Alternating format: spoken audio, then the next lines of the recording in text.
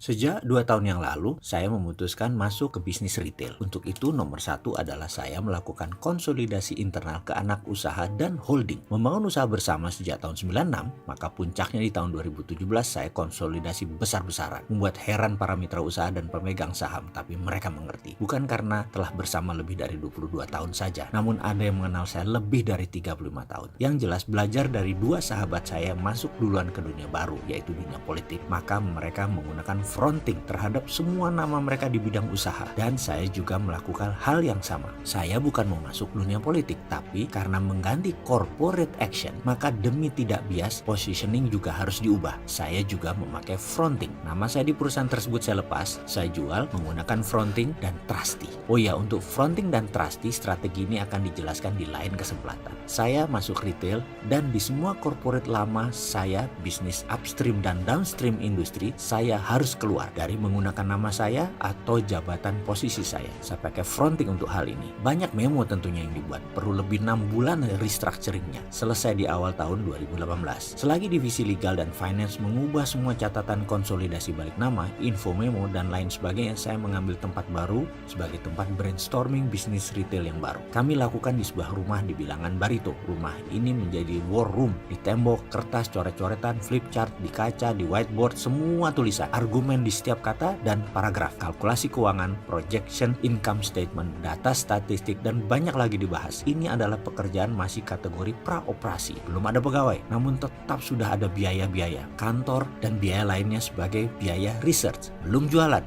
belum operasional, masih pakai modal sendiri. Berat banget memang membangun usaha yang masih inkubator begini. Apalagi sekali buka mau go internasional. Semua selesai dalam 6 bulan, yaitu di awal 2018.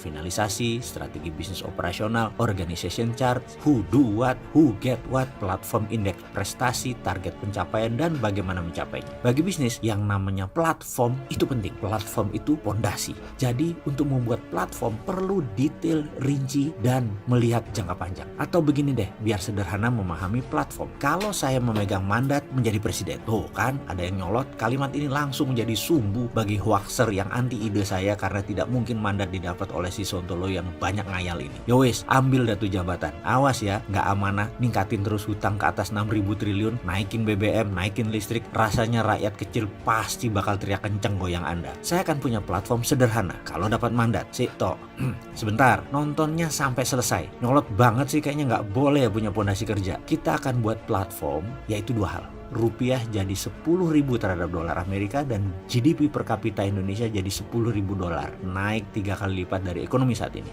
Platform ini bernama Mardigu Rule of 10,000. Oh ya, kalau ada yang mau ngambil platform ini, kita buat rupiah jadi 10.000 dan GDP per kapita 10.000 juga, silahkan. Dengan dua platform tadi, seluruh kebijakan adalah menyokong tujuan ini. Jadi banyak program BUMN pasti saya tebas karena nggak akan buat Indonesia GDP-nya jadi 1.000 dolar per kapita dengan strategi selama ini. Mudah-mudahan video ini menggambarkan apa yang dimaksud dengan platform. Masih belum paham? Bagaimana kalau saya menceritakan tentang pengalaman kunjungan saya ke kantor Google di Singapura yang sangat mencerahkan?